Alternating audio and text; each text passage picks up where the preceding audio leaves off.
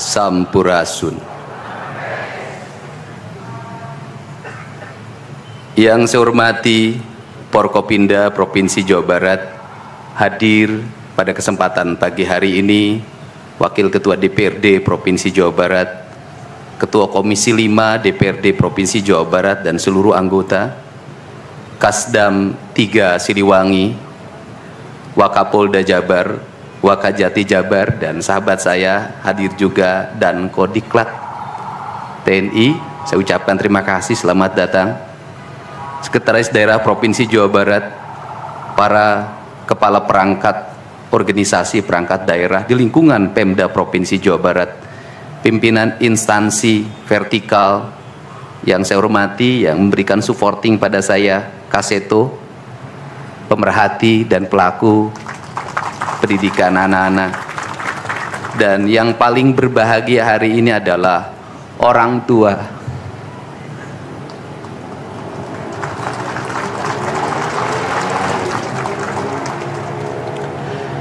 Dari 273 anak-anak Jawa Barat yang terjaring di seluruh Provinsi Jawa Barat dengan berbagai latar belakang, dengan berbagai kondisi, dengan berbagai keadaan, hari ini sudah tumbuh menjadi anak-anak yang sehat, memiliki visi dan memiliki harapan. Bahkan menurut saya jauh lebih baik dibanding yang tidak mengikuti pendidikan di Dodik, Lembang, Rindam 3 Siliwangi. Saya ucapkan terima kasih buat komandan, wakil komandan, dan para pelatihnya. Yang pertama, hari ini kita bersama-sama memperingati upacara kebangkitan nasional. Saat masyarakat Indonesia, masyarakat Nusantara disadarkan dari ketertutupan telinganya, dari ketertutupan matanya, dari ketertutupan hatinya, dari kebutaan matanya, dari ketulian telinganya, dari kebisuan lidahnya, dan dari ketutupan hatinya, di mana saat itu kita masuk pada sebuah fase kita ternina bobokkan oleh imperialisme kolonialisme yang menghamparkan lapangan pekerjaan, yang menghamparkan perkebunan, yang menghamparkan areal persawahan, yang menghamparkan areal-areal irigasi, yang menghamparkan areal bendungan.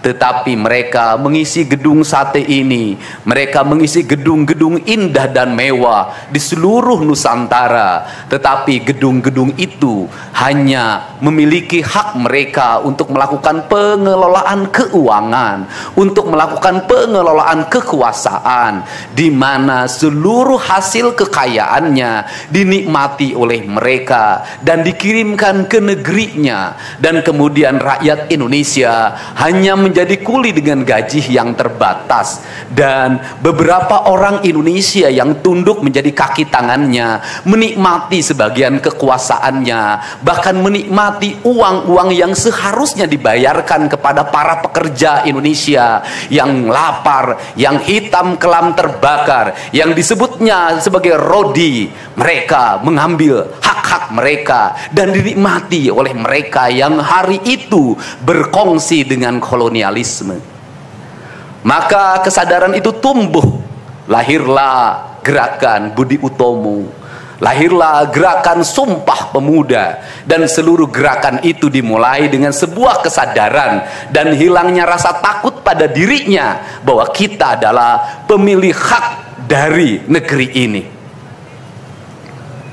Hari ini kita disadarkan pada sebuah peristiwa di mana kita sering buta mata kita, kita sering tuli telinga kita, dan kita sering gagu lidah kita. Ketika anak-anak kita berteriak di jalanan, mengusung sangkur, membawa celurit, saling berkejaran, darah menetes di setiap sudut kota, motor-motor dibakar, orang menjerit penuh rasa ketakutan, kita hanya bisa diam. Ketika di sudut-sudut kota anak-anak kita menenggak ciu, Ketika sudut-sudut kota anak-anak kita makan eksimer, ketika di sudut-sudut kota anak-anak kita makan minuman oplosan, mereka jatuh tersungkur, matanya merah penuh dengan rasa emosi, pulang ngamuk ke orang tuanya, kita hanya bisa diam. Ketika anak-anak kita menghabiskan waktu main game online sampai jam 4 pagi, tidak masuk sekolah, di rumah ngamuk, mengancam orang tuanya dengan pisau, menusuk kakeknya dengan sangkur, kita hanya bisa diam. Proses kita hanya dua, pidana dan penjarakan dalam penjara anak. Tetapi kita tidak pernah menyadari bahwa seluruh lorong-lorong kegelisahan mereka, seluruh hiruk pikuk jalanan tak membuat mereka nyaman. Sudut-sudut rumah menjadi neraka bagi kehidupan mereka. Lapang-lapang bola tergusur menjadi industri perumahan, pemukiman dan pertokoan. Mereka kehilangan tempat bermain. Mereka kehilangan air yang jernih di sungai sehingga bisa mereka berenang. Mereka kehilangan gunung-gunung yang indah tempat mereka bercengkrama dengan alam. Mereka kehilangan sawah yang terhampar. Yang mereka lihat adalah kebisingan dan kebisingan. Bising di jalanan karena knalpotnya brong. Bising di rumah karena orang tuanya bertengkar. Maka mereka lari dalam lorong-lorong gelap. Digenggamnya handphone, diambilnya obat-obat terlarang, ditenggaknya minuman dalam sebuah kelompok yang sama. Kita orang-orang yang terpinggirkan di rumah, kita orang-orang yang terpinggirkan di sekolah. Guru-guru telunjuknya menunjuk pada wajahnya, tapi tak bisa memberikan solusi kegelisahan jiwanya. Semua orang hanya memberikan pengamatan, analisis, kajian. Itulah metodologi yang dikembangkan bangsa ini. Tetapi tidak ada yang berani mengambil solusi, mengangkat mereka di sudut jalanan, dimasukkan ke barak, dididik secara militer, diarahkan menjadi anak-anak yang berguna. Kedisiplinan militer adalah harga mati bagi kemajuan bangsa, bukan musuh. Pandangan-pandangan buruk terhadap militer adalah pandangan-pandangan orang yang takut anak-anak Indonesia bangkit, yang takut anak-anak Indonesia mencapai kemajuan. Mereka takut bangsa ini menjadi bangsa kokoh dan tegap. Mereka ingin bangsa Indonesia menjadi bangsa pemabuk yang setiap hari mabuk akan ilmu pengetahuan, yang setiap hari bertengkar di TV, yang setiap hari bertengkar di medsos, sementara hamparan kekayaan alam diambil sama mereka. Janganlah kita menjadi antek dari bangsa lain, memporak-porandakan diri sendiri dan bangsanya dengan alasan pengetahuan, dengan alasan hak asasi manusia. Anak membawa motor di bawah umur adalah pelanggaran hak anak. Kapan kita bertindak? Dan selama ini kita membiarkan anak-anak nonton film tanpa didampingi oleh orang tua. Itu adalah pelanggaran anak, dan kita tidak pernah bertindak. Anak-anak di bawah umur merokok, minum minuman keras, itu adalah pelanggaran hak anak. Semuanya kita berdiam. Anak-anak main game online, nonton tayangan-tayangan dewasa lewat media sosial, kita berdiam. Negeri ini akan hancur manakala semua orang berdiam. Maka orang yang memegang kekuasaan harus menggunakan tangannya untuk merubah seluruh kemunkaran ini menjadi sebuah kebajikan. Kalau kita berkomitmen pada bangsa ini, problem anak-anak kita adalah mengkonsumsi tayangan yang bukan haknya di media sosial. Maka saya meminta peraturan pemerintah yang mengatur tentang itu segera dilaksanakan. Anak-anak di bawah umur tidak boleh mengakses media sosial yang bukan haknya. Seberapa besar pun gagasan yang saya gagas, seberapa kuat pun kekuatan yang saya bangun, saya tidak akan bisa melawan jutaan akun yang merasuki otak kiri dan otak kanan anak-anak kita. Untuk itu, pada saat ini sudah saatnya kita tidak saling menyalahkan. Untuk itu saat ini tidak ada salahnya kita mengambil tindakan berdasarkan perilaku kita masing-masing. Perilaku ekonomi menyebabkan anak-anak kita kehilangan ibunya karena pergi ke luar negeri. Perilaku ekonomi mengakibatkan anak-anak kita tidak pernah bertemu dengan ibu dan bapaknya karena mereka mencari rejeki. Mereka ada di pojok-pojok rumah bersama kakeknya. Kakeknya melarangnya dia main game online, melarangnya pakai motor jam 11 siang. Maka pisau dapur terhunus dan ditusuk seseorang kakek oleh cucu yang disayanginya. Kerangka pijak seperti ini harus dibangkitkan oleh kita. Semangat militer, bukan militerisasi. Kalau anak-anak dibangunkan jam 4 subuh, di mana letak salahnya dan di mana letak pelanggarannya? Kalau anak-anak dibangunkan, kemudian disuruh membereskan tempat tidur, apa salahnya dan apa pelanggaran hak anaknya? Kalau anak-anak disuruh sholat subuh, apa pelanggaran haknya? Kalau anak-anak mengikuti kuliah subuh, apa pelanggaran anaknya? Kalau anak-anak disuruh ngantri kemudian makan pagi, sarapan pagi dengan telur, dengan nasi, dengan pisang dan minum susu, di mana letak salahnya? Kalau anak-anak kemudian disuruh belajar, dan saat belajar duduknya bersikap memandang ke arah gurunya, memandang mata gurunya, agar terjadi transformasi energi antara guru dengan muridnya, yang hari ini dihilangkan dengan digitalisasi, menghilangkan ruh spiritual konsepsi pendidikan kita, diganti dengan konsep pendidikan digital yang tidak lagi melahirkan hubungan emosional guru dan murid. Akhirnya murid-murid tidak menghormati guru-gurunya karena guru lupa mengekspresikan nilai-nilai spiritual dalam dirinya pada murid dalam ruangan yang hening, diganti dengan papan belajar digital. Di mana letak salahnya? Kalau anak-anak itu diajarkan makan siangnya tertib, berantri, berdoa sebelum makan, di mana letak salahnya? Kalau anak-anaknya sore hari diajarkan bola voli, sepak bola, latihan baris berbaris, di mana letak salahnya? Kalau sore hari anak-anak disuruh masuk ke masjid, mengikuti pengajian, di mana letak salahnya? Kalau setelah itu mereka makan malam, dan makan malam ditandai dengan berdoa, di mana letak salahnya? Kalau mereka jam 9 disuruh masuk barak, disuruh masuk ruang tidur, dan disuruh tidur, di mana letak salahnya? Justru hak-hak anak terdapat di barak pendidikan TNI, dan hak itu tidak mereka dapatkan di rumah-rumah.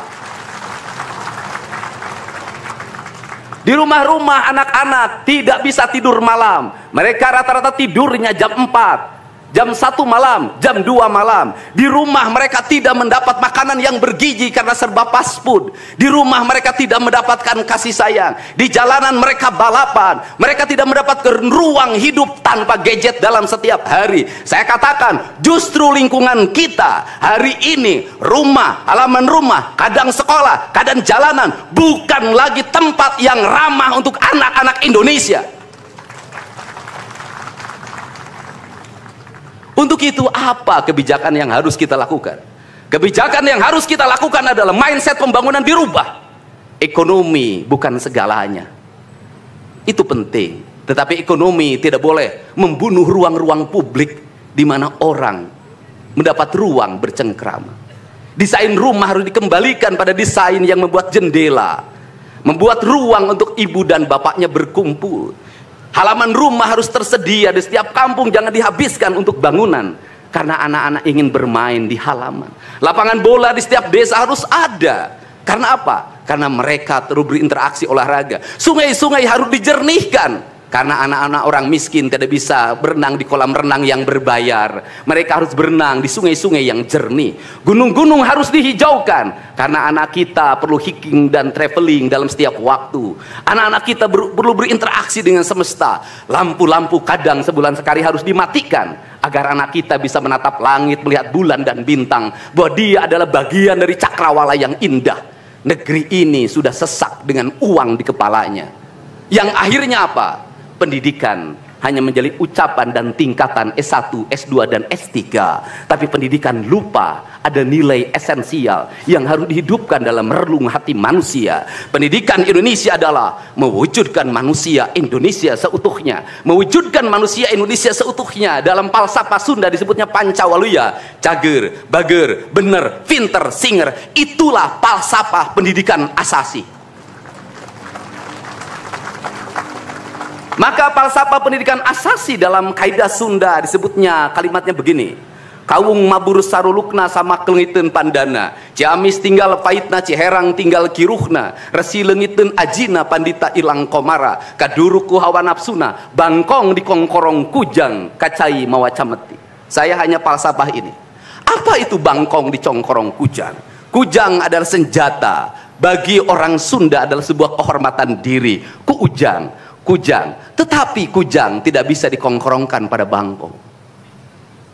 Kalau bangkong dikongkorongkan oleh kujang, bangkong itu anak-anak di bawah umur. Kalau dia dikongkorongkan oleh kujang Kujang itu tak bermakna dan bangkong itu mati tak mampu membawa kujang. Kacai mawaca meti, apa itu artinya? Orang pergi ke air untuk mensucikan diri, maka dia harus membebaskan diri dari berbagai apapun kepentingan. Dia ingin pasrah, dia ingin sumera, hirup ukur sasamperan, awak ukur sasampaian. Sariring dering dumadi sarengkak saparipola, la haula wala quwata illa billah. Maka dia tidak boleh membawa hawa nafsu. Ketika kita ingin memasuki abad ritual dan spiritualitas, maka tidak boleh ada kebencian, tidak boleh membawa senjata apapun, tidak boleh, maka kita berserah. Apa yang terjadi hari ini? Orang-orang yang setiap hari bicara tentang kesucian, lidahnya menyakiti orang lain, menusuk orang lain, membawa api peperangan pada saat orang menuju kesucian. Bahkan bisa jadi menghinakan orang lain, itu dianggap bagian dari kesucian. Tidak ada anak nakal, tapi orang Sunda itu menyebutnya budak bangor. Budak bangor itu beda dengan nakal. Kenapa? Itu masa mereka menginjaki masa remaja menuju masa dewasa. Maka di hari kebangkitan nasional ini, pemerintah Provinsi Jawa Barat, sekolah yang hari ini berjalan, ada pendidikan karakter, ada bela negara, saya akan meresmikan menjadi Sekolah Kebangsaan Jawa Barat Istimewa. Sekolah Kebangsaan Jawa Barat Istimewa nanti akan dipusatkan di Dodik, Lembang. Dan kalau ada lembaga pendidikan lainnya, kami juga akan menjadi kerjasama. Mereka yang bersekolah di situ bukan anak-anak yang tawuran, bukan anak-anak yang minum, bukan anak-anak korban dari ML, tetapi juga nanti anak-anak yang memiliki kemampuan akademik yang tinggi, anak-anak yang memiliki kemampuan pikiran yang tinggi. Dan seizin pimpinan DPRD Provinsi Jawa Barat, tahun ini kami akan memberikan beasiswa pada mahasiswa-mahasiswa yang kuliah di jurusan engineering, tetapi mereka harus mengikuti sekolah kebangsaan selama 1 bulan, agar uang yang diberikan oleh Provinsi Jawa Barat melahirkan nasionalisme-nasionalisme baru yang bisa membawa bangsa ini ke arah kemajuan.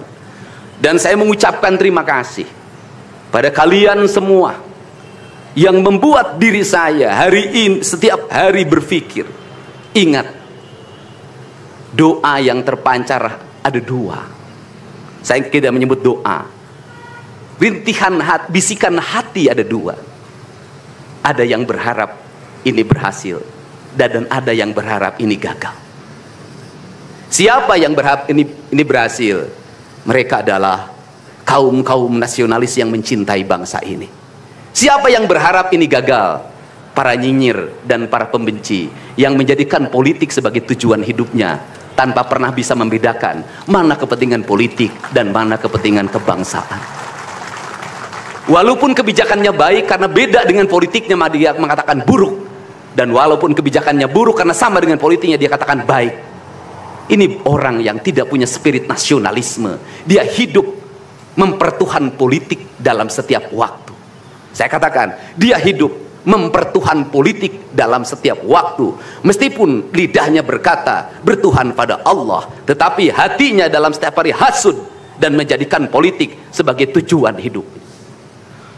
Dan barangkali bisa dilihat dari seluruh rakyat Jawa Barat, karena ini tertransformasi lewat media televisi dan media digital, yang menjadi petugas upacara hari ini bukan pasukan paskibraka yang biasa kita pakai, tapi mereka adalah peserta didik sekolah kebangsaan Dodik, Lembang, Rindam 3, Siliwangi. Waktunya tidak lama, hanya 18 hari, tapi bisa dibentuk. Pertanyaannya adalah, di sekolah mereka bisa dibentuk seperti ini?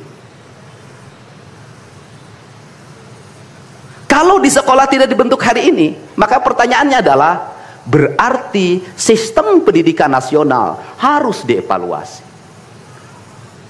Dan kalau misalnya yang di Jakarta mau menyalahkan, kan disahkannya di Jakarta.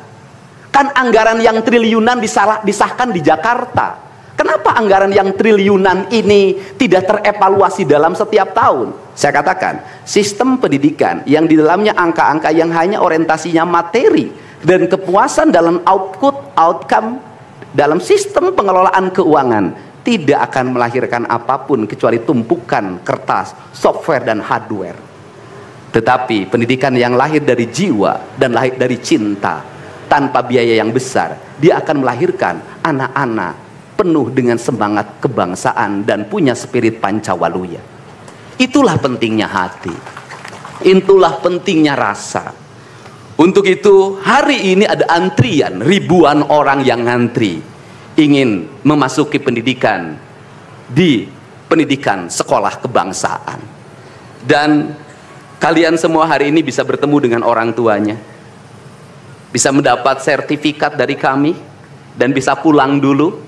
Nanti dalam 2 minggu sekali kami siapkan mobil di setiap kabupatennya untuk pergi ke Dodik lagi, mengikuti pematangan, bukan di Dodik nanti, di Badan Diklat ESDM Pemda Provinsi Jawa Barat, kalau nanti di Dodik diisi oleh siswa yang baru.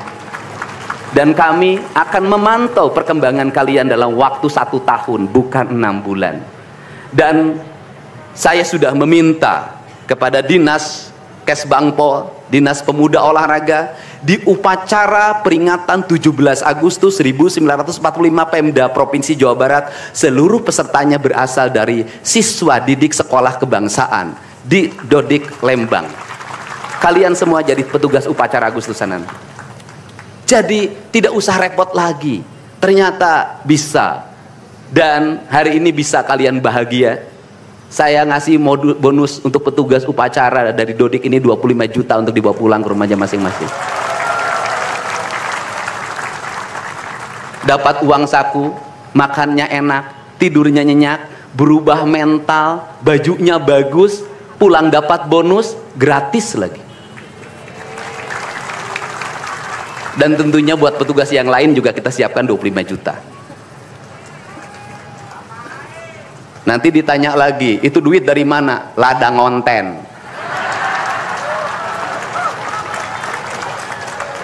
Saya selalu ditanya, Pak Didi duitnya dari mana ngonten? Habis itu dimasalahin lagi, gubernur konten. Lebih baik dari jadi gubernur konten, punya duit diberikan pada rakyat daripada gubernur molor. Bener nggak? Ya kan, daripada gubernur tidur, gubernur protokoler, gubernur ingin dihargai, gubernur menghabiskan anggaran jalan-jalan ke luar negeri, teu hayang teuing aing. Kang Dedi masuk gorong-gorong, ya sebentar lagi akan saya naik ke pesawat. Jadi Indonesia ini perlu mental yang kuat kalau ingin melakukan perbaikan. Kenapa? Harus kuat menghadapi kaum nyinyir. Dan biarkan yang nyinyir suruh sakit hati selamanya, karena Jawa Barat akan terus mengalami peningkatan pembangunannya. Ini baru 3 bulan. 100 hari itu tanggal 30 Mei, 100 hari kepemimpinan saya. Belum 100 hari sudah banyak orang yang kepanasan, apalagi 5 tahun. Dan saya ucapkan terima kasih. Ini upacara yang spesial, kita dihadiri oleh Korps Pasukan Khusus. Tepuk tangan semuanya. Ada Kopassus, ada Kostrad, ada Marinir, ada istilahnya apa sekarang, Kopasgat. Kemudian ada infanteri, ada cavalry, kemudian ada pasukan angkatan laut, kemudian juga ada Brimob. Tepuk tangan semuanya, keren. Dan kalian semua para peserta, ini yang keren-keren ini anak-anak kita ini. Anak-anak kita yang keren-keren ini, kamu tengok ke kanan, tengok kiri sambil minta sama Allah, besok kamu yang berseragam seperti mereka. Tepuk tangan kalian semuanya, semangat, semangat, semangat. Oke, yang terakhir ini buat Biro Umum. Ini harus dirubah, Pak. Pertama, ini tiang bendera menghalangi gedung sate. Benderanya nanti harus digeser ke sebelah sana. Dan nanti kalau upacara tidak menghadap ke sana, tapi dari sini menghadap ke sana, agar panorama itunya tetap terlihat.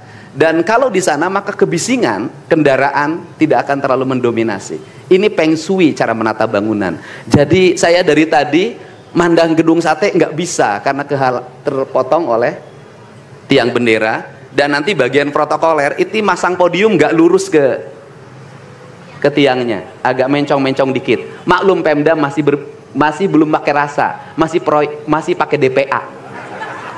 Yang penting di DPA-nya juga tidak melanggar. Nah, ini saya ini orang estetik, dan di Pemda ini tidak pernah ada rapat untuk merumuskan ini. Cukup WA, Pak Sekda, Kesbangpol, Dinas Pendidikan, besok kita lakukan ini, anak-anak bajunya ini. Dan saya terima kasih buat PLT Dinas Pendidikan yang stresnya banyak, suaranya sampai hilang, saking takut. Luar biasa. Berdiri dong Kepala Dinas Pendidikan PLT. Di depan kamu pindah. Suaranya hilang. Pernah saya marahin malam-malam, kamu belum tahu cara kerja saya. Karena sekarang sudah tahu ternyata Sang Kuryang tuh hidup di sini. Ya, Pak. Silakan duduk depan, Pak. Di depan, Pak, duduk.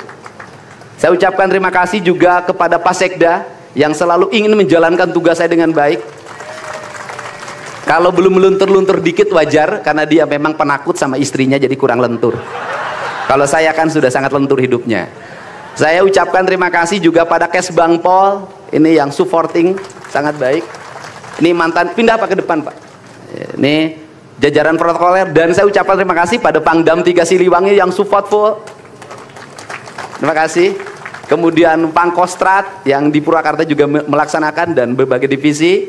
Kemudian Komandan Dodik Rindam. Terima kasih. Saya ucapkan terima kasih, badannya terima kasih. Saya ngasih bonus buat pelatihnya 50 juta. Saya ini urusan rasa, Bu. Orang tuanya itu jangan hanya bertepuk tangan. Mohon maaf, ada terpanggil dalam jiwanya. Anak-anak saya kok bisa hebat begini ya? Dari rumah itu bawa bakakan. Mohon maaf, ini cermin manusia-manusia Sunda yang punya welas asih, yang punya timbal balik. Anak saya dididik, bukan saya minta bakakak, bukan saya minta opak tumpeng, bukan. Penuh dengan welas asih, dengan cinta. Mudah-mudahan bakakak yang dibuat menjadi jalan bagi si Ujang menjadi orang hebat. Kenapa orang tua dulu melahirkan anak-anak hebat? Karena cinta rasa, bukan gratifikasi. Dia kenaikan kelas tidak bawa uang, dia bawa tumpeng buat gurunya, dia bawa bakakak buat gurunya, karena gurunya telah mendidik anak-anaknya dengan baik. Itu cinta, itu rasa, bukan gratifikasi. Kami berbuat baik pada orang tuanya, tapi orang tuanya juga harus punya rasa dan punya cinta demi anak-anaknya. Saya pengalaman ibu saya dulu selalu berpuasa ketika saya punya hajat, punya lagi ujian, lagi kenaikan kelas, menghadapi kesulitan, ibu saya dan bapak saya pasti berpuasa buat saya. Saya minta ibu dan bapak, coba rajinlah berpuasa bagi anak-anaknya. Bisa jadi, mohon maaf, bisa jadi anak-anaknya seperti ini, rasa orang tuanya yang harus diperbaiki. Bukan kesalahan anaknya, tetapi rasa dan cinta orang tuanya juga harus dibenahi. Hidup itu alam, Pak, interaksi. Buktinya sama tentara nurut, sama ibu nggak nurut, sama bapak nggak nurut. Nah ini, makanya untuk itu dari sekarang mari bangun cinta negeri ini, karena negeri ini adalah negeri Siliwangi, negeri Silih Asa, negeri Silih Asi, negeri Silih Asu, negeri Sigilih Pikanyaa. Bagi mereka yang tidak ngerti Siliwangi, tidak tahu makna Siliwangi, tidak pernah berkontemplasi dengan Siliwangi, jangan coba-coba Anda berbuat tidak baik terhadap tanah Siliwangi. Saya sampaikan itu, kaluhur tesirungan kahandap teu akaran. Ini saya ucapkan terima kasih seluruh pasukan. Saya ucapkan terima kasih buat Panglima TNI, Kepala Staf Angkatan Darat, Angkatan Laut, dan Angkatan Udara, Pangdam 3 Silo, dan seluruh jajaran. Semua terima kasih. Hari ini adalah hari bangkitnya kita. Hari ini adalah hari kemajuannya kita. Dan kita mulai seluruh perubahan ini dari tanah kita, tanah Sunda, tanah Siliwangi. Wallahu muwaffiq ila aqwamit thoriq. Assalamualaikum warahmatullahi wabarakatuh. Sampurasun. Siap!